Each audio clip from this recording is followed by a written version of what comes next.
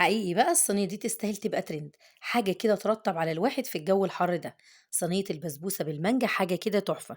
ميكس البسبوسة مع الكريمة اللي متطعمة بعصير المانجا وقطع المانجا على الوش روعة.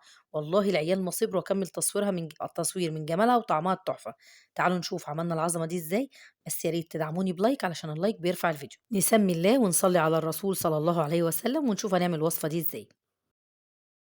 أول حاجة هاعملها طبقة البسبوسة.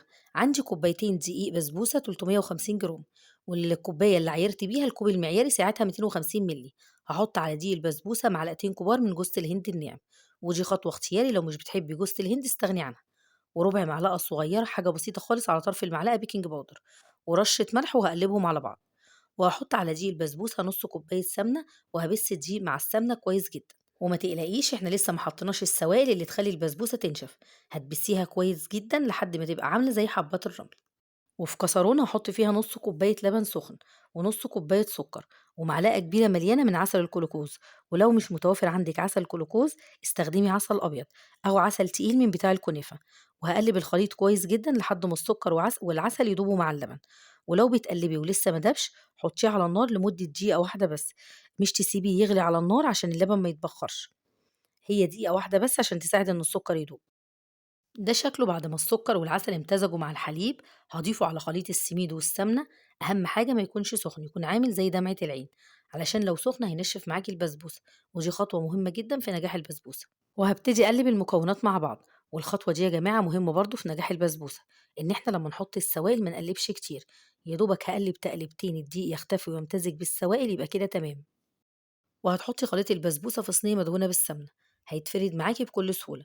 هتحركي الصينية وتخبطيها خبطتين على الرخامة وبسباتيولا تساوي الوش، وهتركنيها على جنب لمدة 10 دقايق عشان تتشرب السوائل لحد ما تسخني الفرن. والخطوة دي مهمة برضو يا جماعة عشان البسبوسة لما نيجي نسقيها بالشربات بعد ما تستوي تتشرب معانا في الشربات بكل سهولة. بعد 10 دقايق هتدخلي البسبوسة الفرن على الرف اللي في النص، النار تكون متوسطة الحرارة.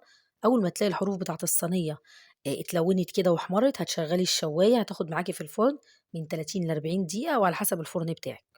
والشربات بتاع البسبوسة كوباية وربع سكر وكوبايتين إلا ربع مية، وهتحطيهم على النار. أول ما الشربات يغلي هتحطي عليه نص ليمونة، عصير نص ليمونة، ومعلقة فانيليا. يغلي بس حوالي 3 4 دقايق وهتطفي عليه. أول ما البسبوسة تخرج معاكِ من الفرن وهي لسه سخنة، الشربات يكون سخن وهي سخنة، هتحطّي الشربات على البسبوسة على طول.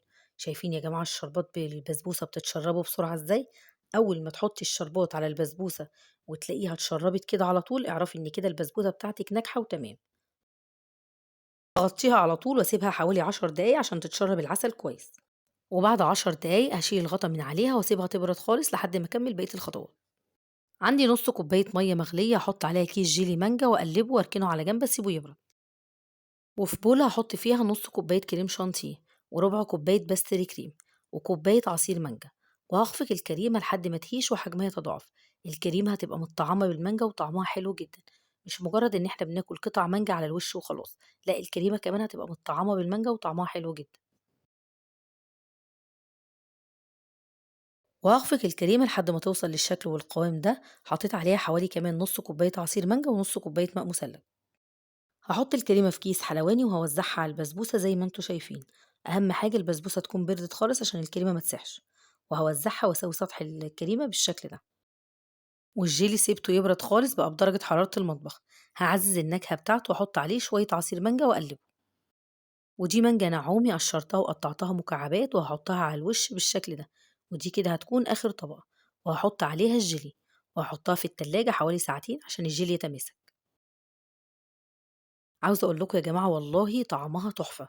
طبقة البسبوسة مع الكريمة اللي متطعمة بالمانجا وقطع المانجا اللي على الوش ميكس من الطعم رهيب. من جمالها الولاد ما خلونيش كملت التصوير، قالوا لي قطعي بسرعة. إن شاء الله تجربوها وتبسطوا بيها أولادكم. إن عجبكم بقى فيديو النهاردة يا ريت تعملوا لايك وشير للفيديو. ولو أول مرة تشوفوا قناتي ومش مشتركين تشتركوا وتفعلوا الجرس الصغير علشان يوصل لكم إشعار بكل وصفاتي الجديدة. وما توفيقي إلا من عند الله. دمتم في رعاية الله. سلام عليكم.